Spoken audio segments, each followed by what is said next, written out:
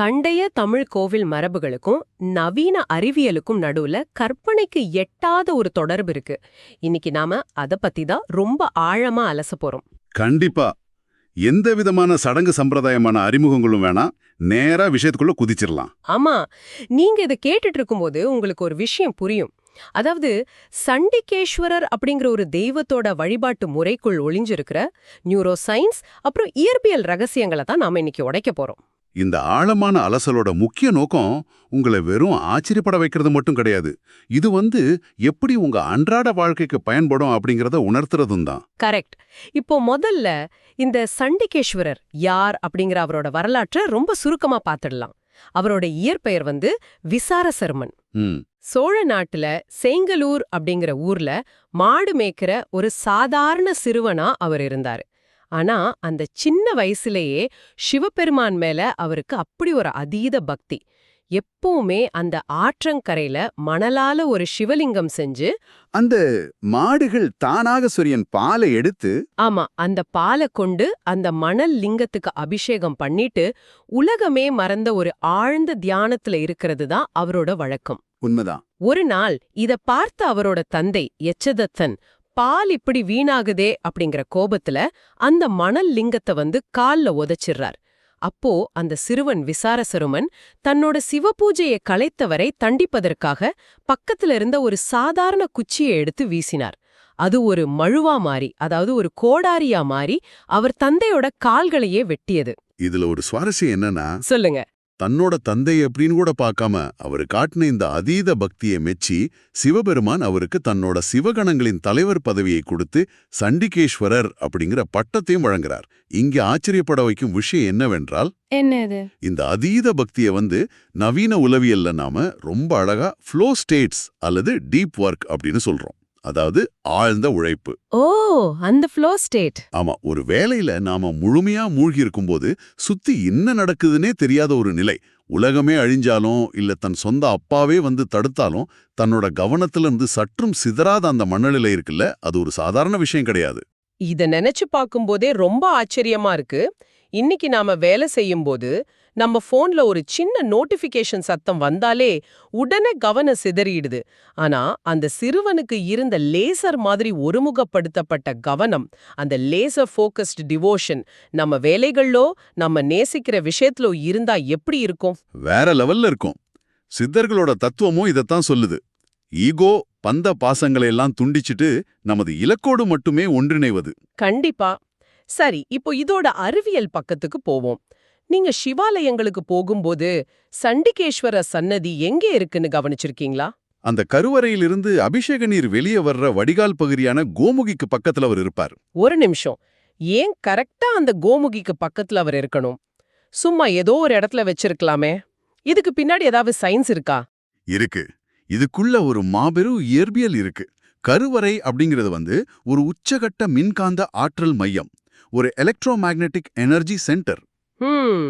ஈசனின் அந்த பிரபஞ்ச ஆற்றல் அலைவரிசையும் சண்டிகேஸ்வரரின் அந்த நிஷ்டை அலைவரிசையும் எப்போதுமே ரெசனன்ஸ்ல இருக்கு. அதாவது பிரின்சிபல் ஆஃப் ரெசனன்ஸ், ஒத்ததிர்வு அப்படின்னு அறிவியல்ல சொல்றாங்களே, அதுதான். சரி, இத கொஞ்சம் விரிவாக பார்ப்போம். எனக்கு எப்படி தோணுதுன்னா, சண்டிகேஸ்வரர் ஒரு ஸ்டெப் டவுன் டிரான்ஸ்ஃபார்மர் மாதிரி செயல்படுறாரா? எப்படி அப்படி சொல்றீங்க? அதாவது இப்போ ஒரு ஹை வோல்டேஜ் கரண்ட்டை நம்ம அப்படியே நேரா நம்ம வீட்டுக்கு பயன்படுத்த முடியாதுல்ல. ஒரு ஸ்டெப் டவுன் டிரான்ஸ்ஃபார்மர் மூலமா அதை குறைச்சு தான் கொடுப்பாங்க. அதே மாதிரி கருவறையோட அந்த அதீத பிரபஞ்ச ஆற்றலை சாதாரண மனிதர்கள் தாங்கும் அளவுக்கு குறைத்து பாதுகாப்பா கிரவுண்டிங் செய்யற ஒரு வேலையை அவர் செய்யறாரோ? ரொம்ப அற்புதமான ஒரு ஒப்பீடு இது. அந்த ஸ்டெப் டவுன் டிரான்ஸ்ஃபார்மர் உதாரணம் மிகச் சரியான விளக்கம். ஆற்றலை ஆக்கவோ அழிக்கவோ முடியாது அப்படின்னு இயற்பியல்ல ஒரு விதி இருக்கு, law of conservation of energy. ஆமா, நம்ம ஸ்கூல்ல படிச்சிருக்கோம். அதேதான். ஈசனின் அந்த மாபெரும் ஆற்றல் வீணாகாமல் இருக்க அது முழுமையா உள்வாங்கி சேமிக்கிற ஒரு கணக்காளரா சண்டிகேஸ்வரர் அந்த கோமுகி பக்கத்துல இருக்காரு. கேட்கவே ரொம்ப பிரமிப்பா இருக்கு. பிசிக்ஸ் ஒரு பக்கம் இருக்கட்டும், எனக்கு இன்னொரு கேள்வி இருக்கு. அந்த சண்டிகேஸ்வரர் சன்னதி ஏன் மத்த சன்னதிகளை விட எப்பவுமே ரொம்ப இருட்டாவே வைக்கப்பட்டிருக்கு? இத நாம ஒரு பரந்த பார்வையோடு இணைத்து பார்த்தால், நியூரோ சயின்ஸ்ல சொல்ற சென்சரி டிப்ரிவேஷன் அப்படிங்கிற புலன் ஒடுக்கம் நுட்பம் நமக்கு புரியும். புலன் ஒடுக்கம்? ஆமா, சண்டிகேஸ்வரர் தியானத்துல இருக்கார். மூளை அறிவியலின்படி மனித மூளையுள்ள பிணையல் சுரப்பி வந்து இருட்டுல மட்டுமே முழுமையா செயல்படும். ஓ, அந்த பீனியல் சுரப்பி அதுதானே நமக்கு தூக்கத்தையும் தியான நிலையையும் கொடுக்குது. எக்ஸாக்ட்லி. அந்த இருட்டுல மட்டுமே மெலட்டோனின் அப்படிங்கிற ஒரு ரசாயனம் மூளையில சுரக்கும். மெலட்டோனின் சுரந்தாதான் தியானம் கைகூடும். இப்போ நாம இருக்கிற இந்த டிஜிட்டல் உலகத்தோட இத ஒப்பிட்டு பார்த்தா ரொம்ப ஆச்சரியமா இருக்கு. நாம எந்நேரமும் டிஸ்ப்ளே வெளிச்சம், ஃபோன் வெளிச்சம்னு மூளைக்கு ஓவர் ஸ்டிமுலேஷன் கொடுத்துக்கிட்டே இருக்கோம். ஆமா, ஒரு சென்சரி ஓவர்லோட். ஆனா இந்த இருண்ட சன்னதி ஒரு அற்புதமான சென்சரி டிப்ரிவேஷன் டேங்க் மாதிரி செயல்படுது. வெளிச்சம் காட்டும் மாயையை விட்டுவிட்டு உள்முக பயணத்தை தொடங்கு அப்படிங்கிற தத்துவம் ரொம்ப ஆழமானது. வெளிச்சம் வந்து வெளியில இருக்கிற உலகத்தை காட்டும், இருட்டு தான் நமக்குள்ள இருக்கிற உலகத்தை காட்டும். அதுக்காக தான் அந்த ஏற்பாடு. சரி, இப்போ இன்னொரு விஷயத்த நம்ம கண்டிப்பா உடைக்கணும். சண்டிகேஸ்வரர் முன்னாடி போனா எல்லாரும் பலமா கை தட்டுறாங்களே, அவரை செவிடர்னு நெரிஞ்சு எழுப்புறாங்களா? இது வந்து ஒரு மிகப்பெரிய கட்டுக்கதை. சண்டிகேஸ்வரர் முன்னாடி பலமா கைத்தட்டக்கூடாது. அது ஒரு ஆழ்ந்த தியானத்துல இருக்கிறவரை தொந்தரவு செய்யற மாதிரி. அப்போ என்னதான் செய்யணும்? ரொம்ப மெல்லிய ஓசையுடன் விரல்களை சுடுக்குவது அல்லது கைகளை மென்மையாக உரசுவது மட்டுமே சரியான முறை. கைகளை உரசணுமா? அது எதுக்காக? இங்கதான் அக்குப்ரெஷர் வருது. நாம கோவில்ல சுற்றி வரும்போது பல நேர்மறை ஆற்றல்களை உடல வாங்கியிருப்போம். சண்டிகேஸ்வரன் முன்னாடி கைகளை உரசும்போது உள்ளங்கையில் உள்ள நரம்பு முனைகள் தூண்டப்பட்டு மூளையோட அதை தொடர்பு கொள்ளுது. ஓஹோ. கோவில்ல நாம பெற்ற எனர்ஜியை நாம உடலுக்குள் நிலைநிறுத்துற, அதாவது எனர்ஜியை கிரவுண்டிங் பண்ற அறிவியல் இது. இங்கேதான் விஷயம் மிகவும் சுவாரஸ்யமாகிறது. அந்த அபிஷேக நீர் விழும் தொடர்ச்சியான சத்தம் இருக்குல்ல, அது ஒரு ஒயிட் நாய்ஸ் மாதிரி செயல்படுது. கண்டிப்பா. இந்த அக்குப்ரெஷரும் அந்த ஒயிட் நாய்ஸும் சேரும்போது நம்ம மூளை ஆல்ஃபா தீட்டா நிலைக்கு ரொம்ப சுலபமா போயிடுது. அந்த மெல்லிய ஒலி அதிர்வுகள் நம்மளோட அலைபாய மனதை, இன்னைக்கு ஆஃபீஸ்ல என்ன பிரச்சனை, வீட்ல என்ன பிரச்சனைன்னு யோசிக்கிற மனதை அப்படியே நிகழ்காலத்திற்கு கொண்டு வருது. Present moment awareness. அது மட்டும் இல்லாம நீங்க கைகளை உரசும்போது விருங்கையோடு செல்வதை குறிக்கும் ஒரு உளவியல் பாடமும் அங்க இருக்கு. சைக்காலஜி ஆஃப் டிட்டாச்மெண்ட் அப்படின்னு சொல்லுவாங்க. ஈசனோட அருளை தவிர நான் உலகத்திலிருந்து எதையும் எடுத்துட்டு போகல அப்படிங்கிற ஒரு பற்றற்ற நிலை. இந்த ஒரு சன்னதிக்குள்ள இவ்ளோ சயின்ஸ் இருக்கா? சரி, இப்போ அவரோட சிலை வடிவமைப்பை பார்ப்போம். அவரோட தோற்றத்துல இருக்கிற அந்த மழு, அதாவது கோடாரி, அப்புறம் அபய முத்திரை, இத பத்தி என்ன நினைக்கிறீங்க? நீங்க ஒரு நரம்பியல் நிபுணர் மாதிரி இதை அலசணும்னு ஆசைப்படுறேன். சொல்லுங்க. நான் சொல்றேன். நரம்பியல் அறிவியல்ல சினாப்டிக் ப்ரூனிங் அப்படின்னு ஒரு செயல்முறை இருக்கு. Synaptic pruning. ஆமா, நம்ம மூளையிலே தேவையற்ற எதிர்மறையான எண்ணங்கள், பயம், கோபம் இதெல்லாம் சேர்ந்து சில நரம்பு இணைப்புகளை உருவாக்கும். அந்த இணைப்புகளை மூளை தானாகவே வெட்டி எறியும் ஒரு ப்ராசஸ் தான் சினாப்டிக் ப்ரூனிங். வாவ்! சண்டிகேஸ்வரர் கையில இருக்கிற அந்த மழு வெறும் ஆயுதம் இல்ல, அது நம்ம மூளையில் உள்ள தேவையில்லாத நெகட்டிவ் எண்ணங்களை வெட்டி எறியும் காக்னிட்டிவ் ரீஸ்ட்ரக்சரிங் ப்ராசஸ். இது உண்மையிலேயே ஆச்சரியமா இருக்கு. அப்போ ஒரு கையில தேவையற்றதை வெட்டும் ஆயுதம் இருக்கு. இது ஒரு முக்கியமான கேள்வியை எழுப்புகிறது. மறு கையில இருக்கிற அபயமுத்திரை எதை குறிக்குது? அது என்னவா இருக்கும்? அபயமுத்திரை அப்படிங்கிறது பயப்பட வேண்டாம் அப்படிங்கிற ஒரு பாதுகாப்பு உணர்வு. அந்த முத்திரையை பார்க்கும்போது பயத்தை உணர்த்தும் மூளையின் அமிக்டாலா பகுதி அமைதியடையுது. அமிக்டாலா நம்ம உடம்போட அலாரம் சிஸ்டம். எக்ஸாக்ட்லி.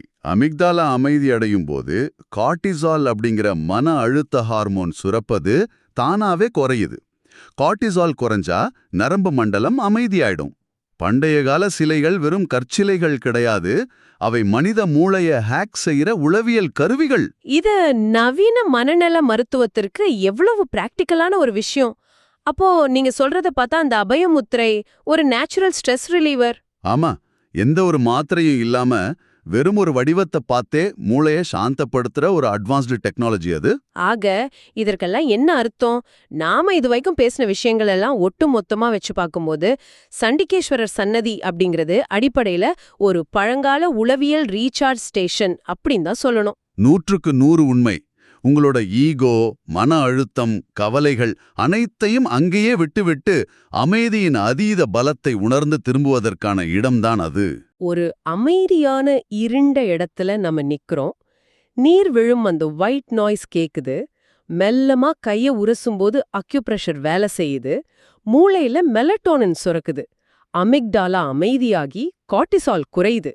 ஒரு மனிதனோட உடம்பையும் மனசையும் ரீசெட் பண்ற இதை விட ஒரு பெர்ஃபெக்ட்டான சிஸ்டம் உலகத்துல இருக்க முடியுமா என்ன? இது ஒரு முழுமையான அறிவியல் கூடம். ஆன்மீகம் அப்படிங்கிற போர்வைக்குள்ள இவ்வளவு நுட்பமான அறிவியலை மறைச்சு வச்ச நம்ம முன்னோர்களோட அறிவை நினைச்சா சிலிர்க்க வைக்குது. கண்டிப்பா. இந்த ஆழமான அலசலை நம்ம முடிக்கிறதுக்கு முன்னாடி உங்ககிட்ட ஒரு கேள்வியை நான் வீச போறேன். இதை நீங்க ரொம்ப ஆழமா யோசிச்சு பார்க்கறோம். சொல்லுங்க.